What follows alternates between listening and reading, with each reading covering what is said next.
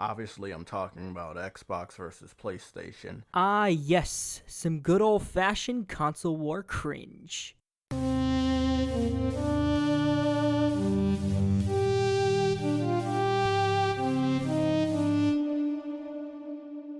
Hello, welcome all, it's LogicBender, and today we're actually going to be covering a very known figure when it comes to the commentary community. A lot of people have actually covered this individual. I am far from the first. However, I do think it's wise to give some context for what we're about to talk about today first.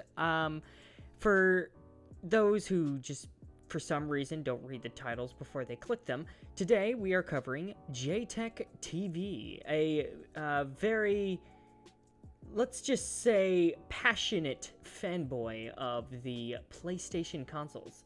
Now, even though his reputation very much precedes him around certain corners of the internet, especially if you follow what's known as the console wars, it is still going to be a good idea for me to put up some, I guess, context of the kind of fanboyism we're dealing with. So, roll it.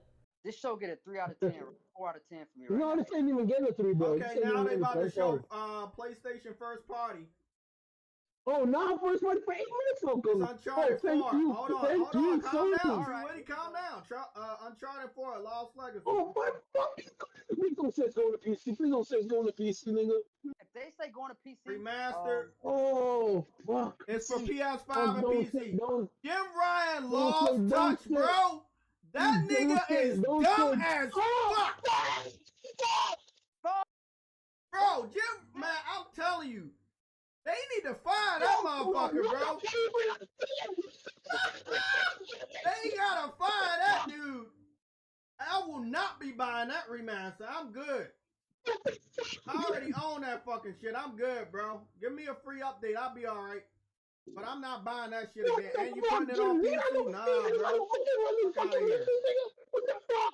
As you can see, Jaytech is one of those kind of PlayStation fanboy who gets unironically mad when other people gain the ability to play a game that he enjoys. Very, wah, I don't want to share my toys kind of energy. But, I mean, that's just the way it is when it comes to these people who use games more as, bragging pieces and, narrative tools for some kind of weird corporate agenda, more so than, well, you know, just playing and enjoying a game.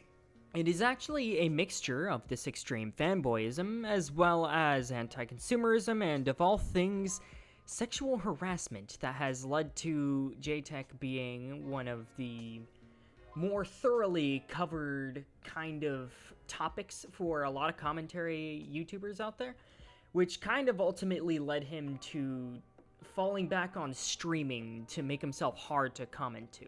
But today, we're actually going to be covering one of the few videos he did post. This video in question really is just him asking people who bought Xboxes why they bought Xboxes, since his perceived value of a console is only on that of games you can only play on said consoles. So go ahead, sit back, relax, grab your bag of copium, and let's see if we can't grace this lolcow with some answers. I'm not going to keep you guys long. This is a pre-recorded video, but I do want to ask a question. When you're buying a new gaming console at the beginning of a generation, how important is it to you that that console has exclusive games that sell you on the features and other technologies inside of that new generation you're stepping into? To put it bluntly, I'd say most people care very little about that. Obviously, I'm talking about Xbox versus PlayStation.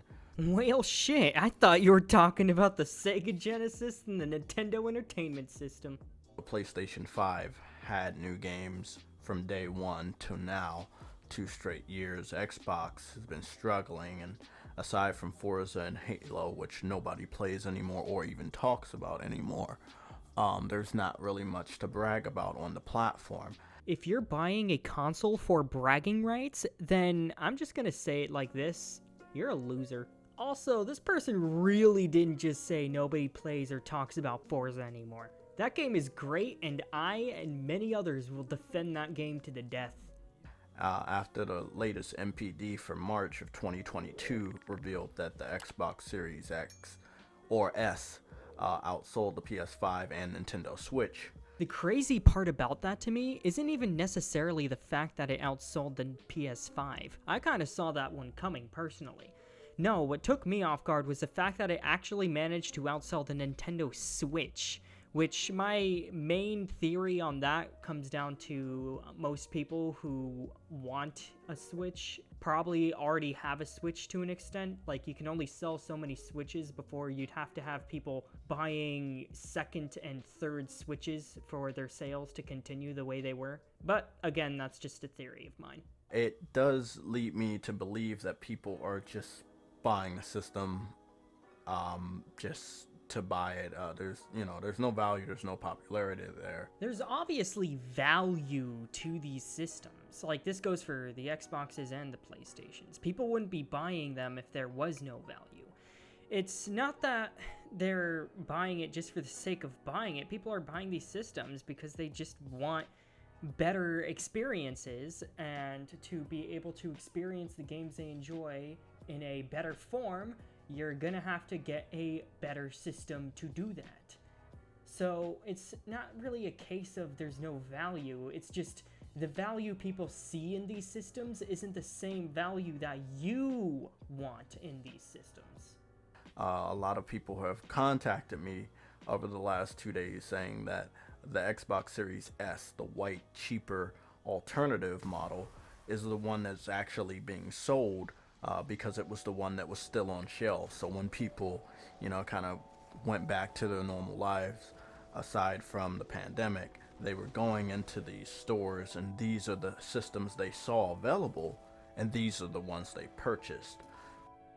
Who exactly are these people that are contacting you to tell you this, though? Because knowing your community, it's likely just a bunch of other fanboys who are just making theories as to why it's doing good, so they don't have to say, I don't know, dare to admit that the console is not bad. Because from what I've seen out there, it really depends on your location which console of this current gen is sitting on shelves, so to speak. I find, though, if you go on the online route, typically it's not exactly too hard to get a next-gen console, so to speak, anymore. The idea that it's solely just they're available and sitting on shelves is just feels wrong to me, if that makes sense. Not wrong in a moral sense, wrong in just a factually incorrect kind of sense.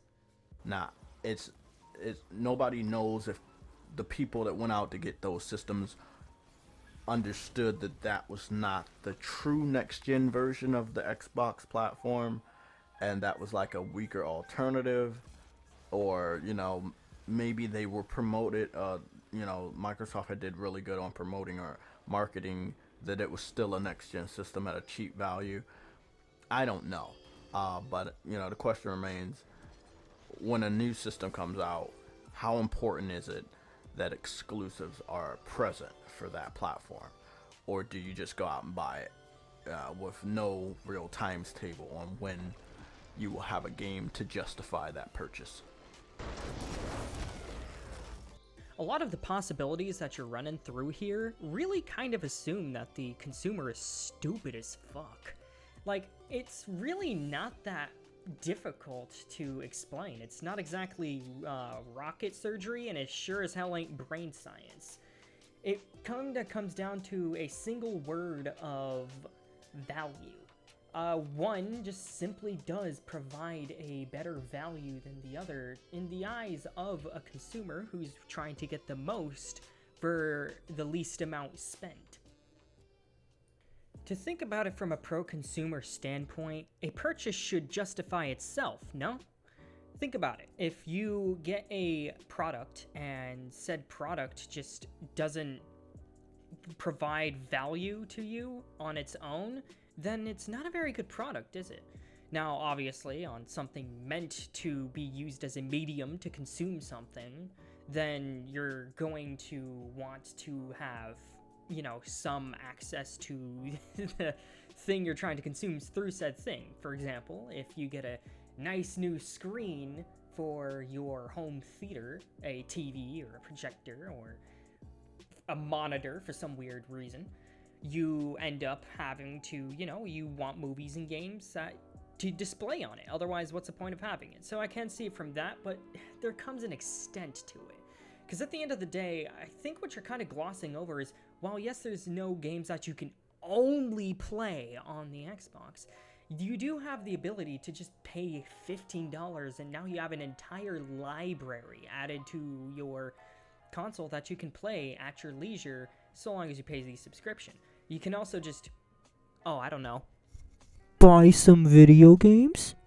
I know it's a weird concept, but you'd be surprised how many people just think that exclusives are the only video games that exist, and people don't, you know, buy consoles to play a third party or to play what's popular at the time. Because at the end of the day, let's not gloss around the fact that most of these consoles are being sold to people who just want to play whatever their poison of choice is, be it Fortnite, Apex, Call of Duty, whatever their shooter is, whatever their big multiplayer game is, or some of the big hit single-player games that release on everything are. Things like Elden Ring is the current big one, at least as of 2022's spring, so to speak, and it kind of goes to show that, to be honest, nobody really cares much about these exclusives.